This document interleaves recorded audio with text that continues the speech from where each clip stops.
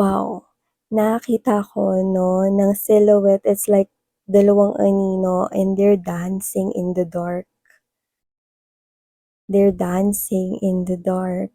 So the first message that I'm picking up right off the bat from there is that I'm seeing a couple right here 'no, na puwedeng maraming pinagdadaanan na pagsubok, but you know, they dance together. They hold hands together, okay? And you know, alam mo yung parang napakabanayad nung mga steps, bawat indak, bawat sayaw 'no, go with the flow lang 'no, magkahawak ng kamay, pagpapatuloy rito 'no, sa pagsayaw sa saliw ng buhay 'no. Parang basta't tayo'y magkasama, gano'n yung energy 'no. Basta't tayo'y magkasama, lahat malalampasan. 'Yan 'no, lahat ng itim ay puputi. Yun ang nakikita ko here. Both of you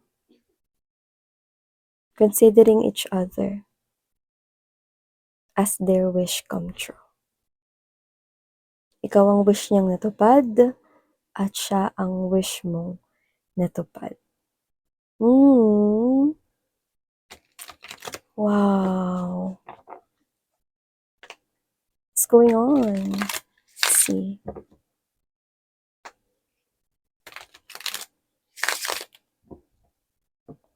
Okay, so let's go ahead and check out other infos.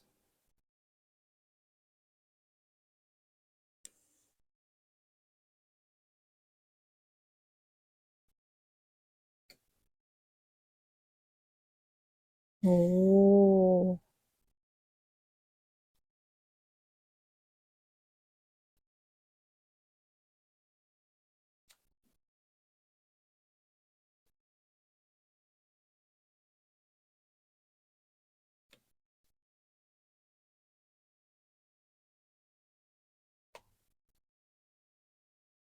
Kung kayo na nito, mga babes 'no, kung kayo na nito, sinasabi niya rito 'no, na puwede kasi mga babes 'no, na parang talagang pinag-effortan, pinaghirapan niya talaga 'no, na makuha rito ang inyong heart 'no. Talagang alam niya at sinasabi niya sa'kin rito na worth it naman na, pinaghirapan at talagang pinag-effortan ko na, maging kami or magwagi sa puso ni Collective, 'yan 'no. So yung iba sa inyo, yeah, look at that, Queen of Swords energy, King of Swords 'no, okey. These are divine counterparts right here and the Sun 'no. Alam mo yun, nakikita ko rito 'no, na na parehas niyong gusto yung isa't isa 'no, pero kayo ito na na hindi kayo nagmadali 'no, hindi niyo siya agad sinagot, wala tayong gender dito 'no. Kayo ito na hindi kayo agad-agad nag-yes sa person na 'to 'no. Pero kayo ito na parang, tiningnan niyo maigi 'no, yung kanyang intensyon, in-enjoy niyo lang yung moment with this person here. Pero nakita ko 'no, na may naramdaman na rin kayo sa kanya 'no, nung mga parang una-una pa lang 'no. Mga parang fresh na fresh pa lang niya kayong nililigawan or magkakilala, wala tayong gender dito, okay? So bago natin ituloy ang usapan 'no, let me just greet everyone. Hi and hello guys! Ako po pala si Yan. Tuloy po kayo new subscribers at welcome. Meron po tayong ibang mga channels kaya kung interested po kayo na tumambay din diyan, ang mga links ay nasa description box. At sa mga pabalik-balik ko ritong viewers at subscribers, thank you so much mga babes dahil lagi kayong nandito. Pero you know, just take what resonates only with you. So, puwedeng ito ay nangyari na, tapos na, puwedeng ito ay nangyari sa kasalukuyan, at puwede namang hindi pa at mangyayari pa lamang sa iba sa inyo. So, with the presence of Hangman energy, Lovers, Queen of Cups right here, you know what I'm picking up? Kaya kanina parang oh, pag ako. Kasi kung sino man 'tong person na 'to 'no, nag-iisip siya rito 'no, bakit parang, alam na alam mo Collective na kailangang-kailangan kita. Yan 'no. So, bakit daw parang alam na alam mo na kailangan ka niya, yan yun nakikita ko rito 'no. So, hindi lang 'to dun sa mga maliliit na bagay na, inaasikaso mo, alam mo na kailangan niya itong mga gamit na 'to, hindi lang dun 'no. So, kung sino man 'tong energy na 'to 'no, this type of energy na magmula nang nakilala ka niya, nagbago rin dito yung buong mundo niya. 'No, hindi dahil sa nasanay siya na nandiya-diyan ka na 'no, kundi, dahil kailangan ka niya 'no, kailangan ka ng puso niya, kailangan ka rito niya sa buhay niya 'no. So, nakakatuwa 'no na parang pinararamdam mo rin sa kanya, yun yung sinasabi niya, nararamdaman niya yung presensya mo, nararamdaman niya yung pagmamahal mo. Kaya parang napapatanong siya dito sa sarili niya 'no, na parang, "Bakit alam na alam mo na kailangan kita?" Yan, oh. Dito kasi 'no, nakikita ko mga babes na with this Queen of Swords energy and the King of Swords right here, presence of strong sun card. I do see 'no, na itong person na 'to 'di ba iniisip niya na kailangan ka niya sa buhay niya, simula nang nakilala ka niya, kinailangan ka na niya. Hindi dahil nasanay siya na kasama ka, kundi dahil, okey, alam niya sa sarili niya na hindi niya kayang mabuhay ngayon na nakilala ka niya 'no, at kung mawawala ka, hindi niya alam kung kakayanin niyang mabuhay at kung bakit gano'n, kasi parehas kayo. This person needs you. And you also need this person here. You need each other, okey? Dito sa reading na 'to 'no, kayo yung klase ng energy na hindi ko nakikita na kayang i-separate ng kahit na ano, kahit na tao, okey? Nakikita ko rito 'no, that nothing and no one can separate you apart from each other, period. And I do see that this person needs you so much and you also need this person so much. You both need each other so much. After meeting ang isa't isa, parehas nyo ng kinailangan yung isa't isa para sumaya. Kaya kung nararamdaman niya at alam niya sa sarili niyang hindi niya kayang mabuhay na wala ka, ganun ka din sa kanya. Yeah.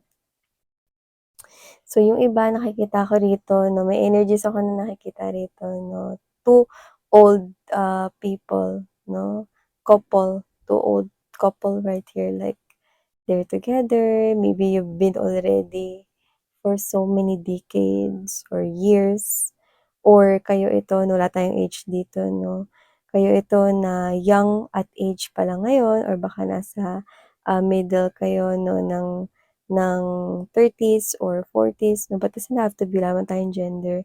Pero because of that old couple that I'm seeing in my vision right now, you will end up being with each other up until you grow old.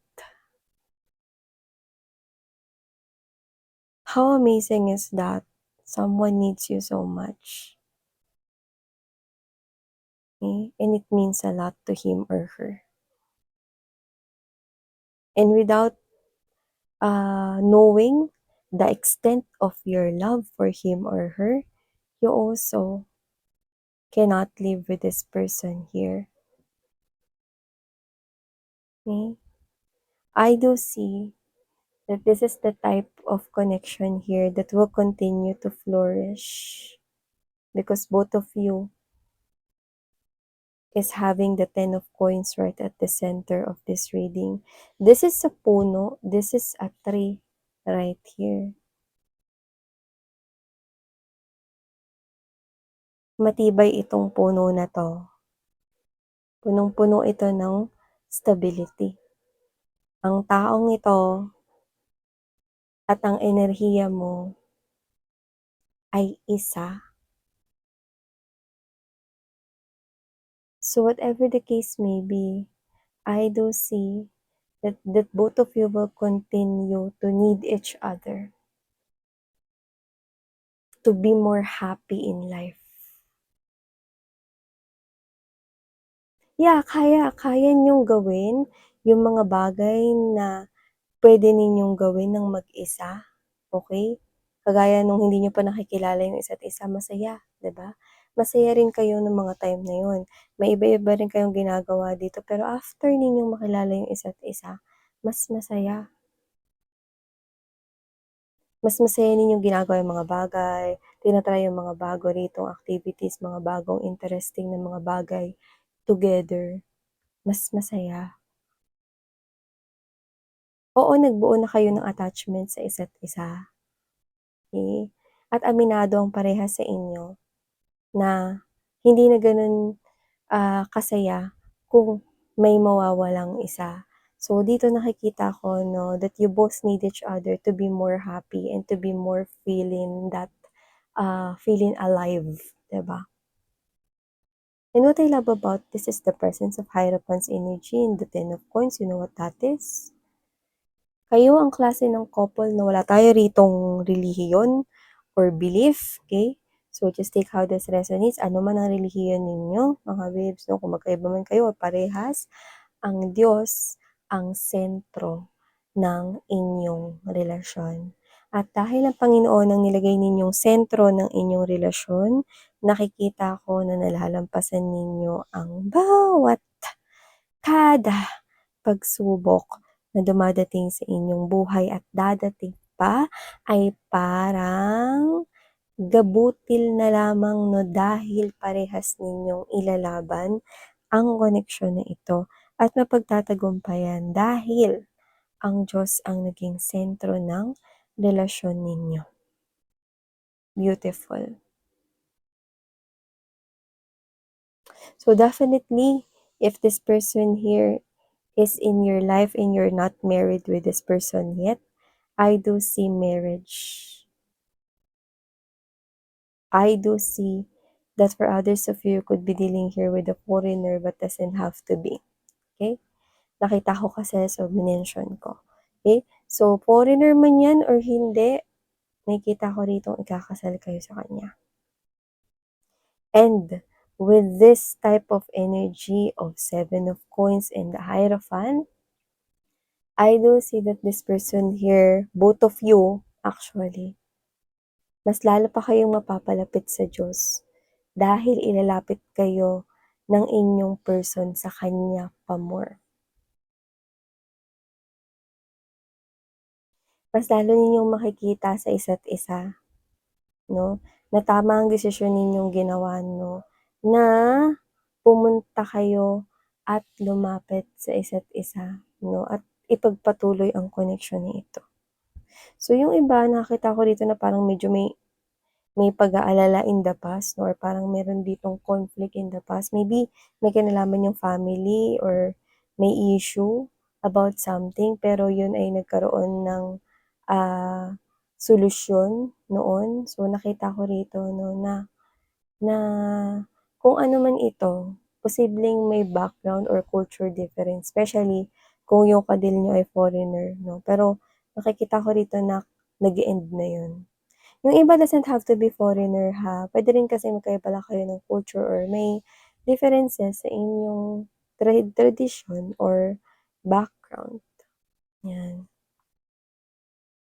Masaya kayo, sa isa't isa. Hindi kumpleto pagka wala yung isa, hindi kumpleto yung happiness. Kaya nakikita ko rito mga babes 'no, na hanggang sa pagtanda ninyo, gano'n pa din. Sweet pa din kayo, iki-kiss niyo pa rin siya, iha-hug, and people na makakita sa inyo 'no, will be so amazed na, "Oh, look at that, ang tanda na nilang couple pero they look so sweet." See? You will get a lot of compliment right here. Maybe they're gonna tell you, directly or straight 'no, or i-communicate nila sa'yo, "Nakakatuwa naman po kayo, hanggang ngayon po ganyan pa rin kayo sa isa't isa," 'no, or kahit hindi nila sabihin 'no, people will definitely tell it with their thoughts 'no, na, "Wow, this type of unconditional love that can definitely surpass the test of time." That even though You already have white hairs, gray hairs, okay? Your teeth hindi na kumpleto. Your skin medyo kulubot na, and you have lots of wrinkles right here, but you still both in love pa rin strongly with each other. So that's definitely love. Genuine. Real. So, whoever this people here resonating in this reading, this person here is namamangha, no, na bakit alam mong kailangan ka niya. Alam mo yung mga pangangailangan niya, kahit hindi niya sabihin, kahit hindi niya hingiin Four of Coins energy, binibigay mo lang. Like, this person here feels a lot of love coming from you. And how can that be possible? Okay? Because you also need this person here as much as he or she needs you. Yeah. Both of you needs each other. That's what I'm seeing right here. Kailangan niyo yung isa't isa. Ngayon, bukas, at magpakailan pa man. Wow! So clean this beautiful message right here, sweethearts. Thank you so much for your time spent here. And saranghayo, love and light. Annyeong.